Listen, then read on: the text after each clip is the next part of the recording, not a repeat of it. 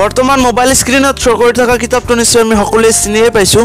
এইটো হৈছে দশম শ্ৰেণীৰ সমাজ বিজ্ঞান কিতাপৰ ৩য় নম্বৰ খণ্ড। গতিকে আপুনি অথবা আপোনাৰ পৰিয়ালৰ যদি কোনোবাই বৰ্তমান দশম শ্ৰেণীত অধ্যয়নগত অৱস্থাত আছে আৰু 2021 চনত অনুষ্ঠিত হ'বলগীয়া মেট্ৰিক পৰীক্ষা দিব, তেনেহ'লে বিশেষকৈ আজিৰ এইটো ভিডিঅ' আপোনাৰ কাৰণে বহুত বেছি গুৰুত্বপূৰ্ণ। কিয়নো আজি এইটো ভিডিঅ'ৰ জৰিয়তে কথা পাতিম যিটো সমাজ বিজ্ঞানৰ ৩য় নম্বৰ খণ্ডৰ দ্বিতীয় অধ্যায় আছে অৰ্থনৈতিক উন্নয়ন। সেই পাঠৰ কোনকেইটা প্ৰশ্ন আৰু কোনকেইটা নোটছ 2021 চনত অনুষ্ঠিত হ'বলগীয়া মেট্ৰিক পৰীক্ষাত অহাৰ আটাইতকৈ বেছি সম্ভাৱনা আছে। গতিকে ভিডিঅ'টো অলপ স্কিপ নকৰাকৈ সম্পূৰ্ণভাৱে চাই থাকিব। আৰু যদি চেনেলটোত নতুনকৈ আহিছে তেনেহ'লে প্লিজ চেনেলটো ছাবস্ক্ৰাইব কৰিব আৰু কাষত থকা বেল আইকনটো বজাই দিব, কিয়নো আপোনাৰ প্ৰয়োজনীয় সকলো ধৰণৰ শিক্ষামূলক নতুন নতুন আপডেট এইটো চেনেলত সকলোমতে পাই থাকিব। লগতে ভিডিঅ'ৰ আৰম্ভণিতে আৰু এটা কথা কৈ লওঁ, অৰ্থনৈতিক উন্নয়ন যিটো পাঠ আছে সেই পাঠৰ যিটো লাষ্টৰ টপিক আছে অসমৰ চলিত পঞ্চবাৰ্ষিক পৰিকল্পনা, এই টপিকটো মানে কাটি দিয়া হৈছে। এইটোৰ পৰা প্ৰশ্ন নাহে, মনত ৰাখিব।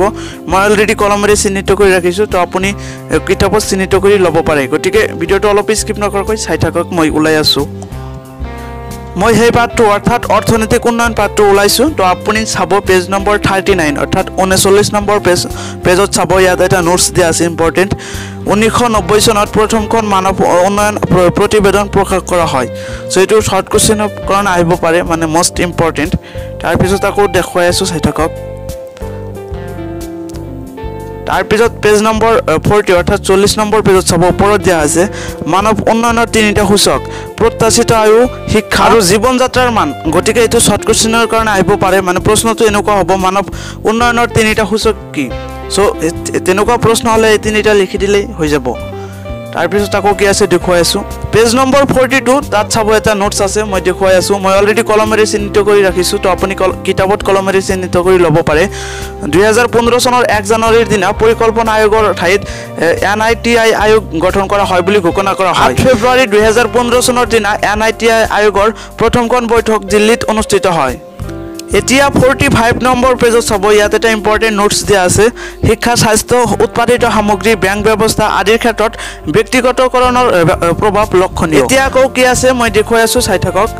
এতিয়া 46 নম্বৰ পেজত চাব, এইটো মষ্ট ইম্পৰ্টেণ্ট, মানে অসমৰ চলিত পঞ্চবাৰ্ষিক পৰিকল্পনা। এই টপিকটো কাটি দিয়া হৈছে। এই টপিকৰ পৰা প্ৰশ্ন নাহে 2021 বৰ্ষত মেট্ৰিক পৰীক্ষাত, মনত ৰাখিব।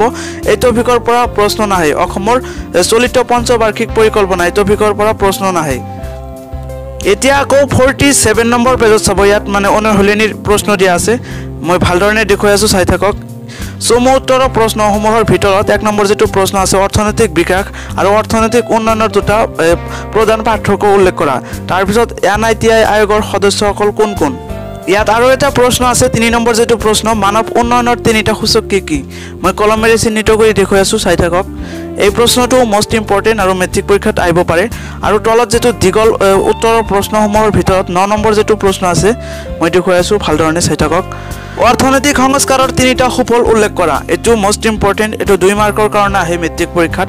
তাৰপিছত 10 নম্বৰ প্ৰশ্ন চাব, অৰ্থনৈতিক সংস্কাৰৰ পৰিৱৰ্তন ফলত সৃষ্টি হোৱা 2টা অসুবিধা চমুকৈ ব্যাখ্যা কৰা। তাৰপিছত 11 নম্বৰ প্ৰশ্নটোলৈ মন কৰক, মই কলমেৰে চিহ্নিত কৰি ৰাখিছোঁ। এই প্ৰশ্নটো মেট্ৰিক পৰীক্ষাত 100% নাহে, মানে এই টপিকটো কাটি দিয়া হৈছে। মই ভিডিঅ'ৰ আৰম্ভণিতে কৈছোঁ অসমৰ চলিত পঞ্চবাৰ্ষিক যিটো টপিক আছে এই টপিকৰ পৰা প্ৰশ্ন নাহে। এই প্ৰশ্নটো হৈছে অসমৰ চলিত পঞ্চবাৰ্ষিক পৰিকল্পনাৰ 6টা লক্ষণ কিবা আছে, চাই ল'ব। সেই প্ৰশ্নটো মেট্ৰিক পৰীক্ষাত নাহে, মানে এইটো বাতিল কৰা হৈছে। এতিয়া নিশ্চয় কমেণ্টৰ জৰিয়তে কিছুমানে মোক প্ৰশ্ন কৰিব যে আপুনি দেখুওৱা নোটছ আৰু প্ৰশ্নসমূহ 100% চিয়'ৰ হয়নে 2021 বৰ্ষত মেট্ৰিক পৰীক্ষাত আহিব বুলি। গতিকে তেওঁলোকক কৈছোঁ 100% চিয়'ৰ নহয় মেট্ৰিক পৰীক্ষাত আহিব বুলি, কিন্তু 100% চিয়'ৰ অহাৰ সম্ভাৱনা আছে। কিয়নো মই যিখিনি নোটছ আৰু প্ৰশ্নখিনি বাছনি কৰি দেখুৱালোঁ এইখিনিয়ে হৈছে মষ্ট ইম্পৰ্টেণ্ট আৰু এইখিনিয়ে মেক্সিমাম মেট্ৰিক পৰীক্ষাত আহিয়ে থাকে। লগতে আজিৰ সবিশেষ বিস্তাৰিত আলোচনা এইখিনিতেই। যদি আপোনাৰ কিবা জানিবলগীয়া আছে, যদি আপোনাৰ কিবা প্ৰশ্ন আছে তেনেহ'লে এইটো কমেণ্ট কৰি জনাব, মই কমেণ্ট ৰিপ্লাই কৰিবলৈ চেষ্টা কৰিম। লগতে আজিলৈ ইমানে, আকৌ লগ পাম নতুন আৰু এটা ভিডিঅ'ত। Good bye.